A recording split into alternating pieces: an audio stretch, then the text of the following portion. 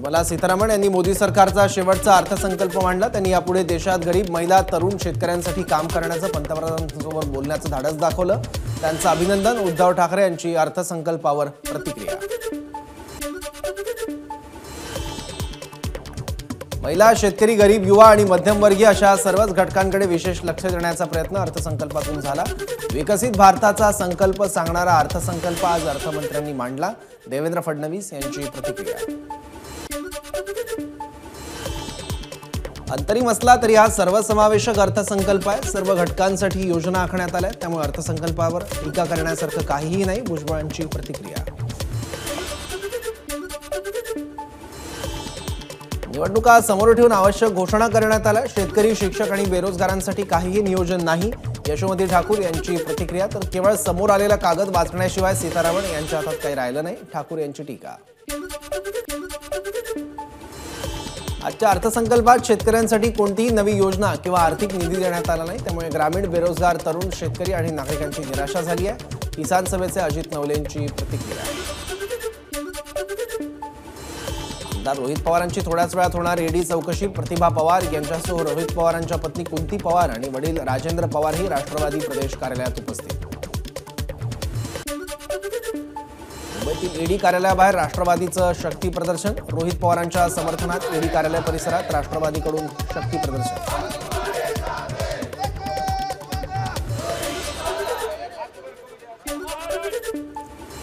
आमदार रोहित पवार यांच्यावरील ईडी कारवाई विरोधात कार्यकर्त्यांकडून नामदेव पायरी इथे विठ्ठलाची आरती आणि राष्ट्रवादीचे पदाधिकारी आणि कार्यकर्त्यांकडून सरकार विरोधात घोषणाबाजी।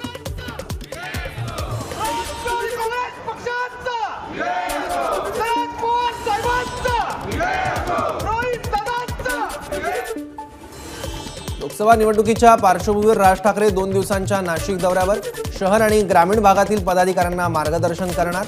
विविध क्षेत्रातील मान्यवरांशीही चर्चा करणार। राज ठाकरेंच्या स्वागतासाठी कार्यकर्त्यांकडून बॅनरबाजी। उद्धव ठाकरे रायगड लोकसभा मतदारसंघाच्या दौऱ्यावर 2 दिवसात 6 सभा घेणार। पेणमधील सभेत पंतप्रधान मोदींवर सडकून टीका। रोहा आणि अलिबागमध्ये ठाकरेंची सभा। बारामती तालुक्यात ओबीसींवर झालेल्या अन्यायाला वाचा फोडण्यासाठी उपमुख्यमंत्री अजित पवारांच्या घराबाहेर आंदोलन।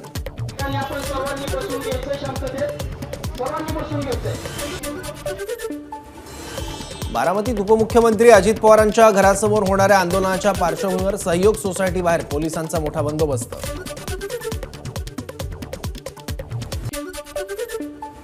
अयोध्येतील राम मंदिरात प्राणप्रतिष्ठा झाली आहे। आता रायगडावरील छत्रपती शिवाजी महाराजांच्या राजसदरेच्या कामाला हिरवा कंदील दिला जावा। संभाजीराजेंची पंतप्रधान मोदींकडे मागणी। शरद पवार हे राष्ट्रवादीचे क्रियाशील सदस्य नसल्यानं पक्षावर त्यांचा कोणताही अधिकार नाही। पवार आतापर्यंत मनमर्जीने पक्ष चालवत होते। मंत्री धर्मराव बाबा आत्राम यांचा गंभीर आरोप। तर शरद पवार हे पक्षाचे स्वयंभू अध्यक्ष असल्याचाही आत्राम यांचा दावा। सोरेन यांना अटक करण्यासाठी 7000 पोलिसांचा फौजफाटा आला होता। झारखंडमध्ये जास्त जागा नाहीत, पण त्याही जागा भाजपला घ्यायच्या आहेत। सोरेन अडथळा ठरतील म्हणून अटक। ठाकरे गटाचे खासदार संजय राऊतांची टीका। न्यायालयाच्या आदेशानंतर कोल्हापूरमध्ये मुस्लिम समाजाकडून प्रार्थनास्थळ स्वतःहून काढण्यास सुरुवात। लक्षतीर्थ वसाहत इथं बेकायदेशीर प्रार्थनास्थळ उभारल्याची तक्रार हिंदुत्ववादी संघटनांनी केली होती। आज पहाटे छत्रपती संभाजीनगरच्या सिडको चौकात दुभाजकाला धडकल्यानं गॅस टँकर लीक। मात्र आता परिस्थिती नियंत्रणात। अपघातग्रस्त टँकरमधून दुसऱ्या टँकरमध्ये गॅस शिफ्ट करणं सुरू। थकीत वीज बिलामुळे महावितरणने अहमदनगर महापालिकेच्या पाणीपुरवठा योजनेचा वीज पुरवठा खंडित केल्यानं पाणी उपसा बंद। वीज पुरवठा सुरळीत न झाल्यास शहरात पाणी टंचाई निर्माण होण्याची शक्यता। राज्यातील रस्त्यांवर 742 ठिकाणी अपघातस्थळ, त्यापैकी सर्वाधिक 511 अपघातस्थळ राष्ट्रीय महामार्गावर। महामार्ग पोलिसांची माहिती। अपघातांचं प्रमाण कमी करण्यासाठी यंत्रणा प्रयत्नशील असून नागरिकांनी योग्य ती काळजी घ्यावी, पोलिसांचं आवाहन। बदलापूर रेल्वे स्थानकात लिफ्ट, स्वयंचलित जिने आणि पादचारी पुलाची उभारणी करण्यासाठी प्लॅट क्रमांक 1 आणि 2 बंद करण्यात येणार। त्यामुळे बदलापूरहून सुटणाऱ्या लोकल नव्यानं उभारण्यात येणाऱ्या होम प्लॅटफॉर्महून पकडाव्या लागतील। लालबाग पुलासारखी मुंबईतील अन्य उड्डाणपुलाची दुरवस्था होऊ नये यासाठी पालिकेनं काहीही केलं नाही। पुलाची दुरावस्था होण्याची कारणं शोधली नाही, केवळ सादर झालेला अहवाल स्वीकारला. मुंबई महापालिकेला हायकोर्टानं सुनावलं.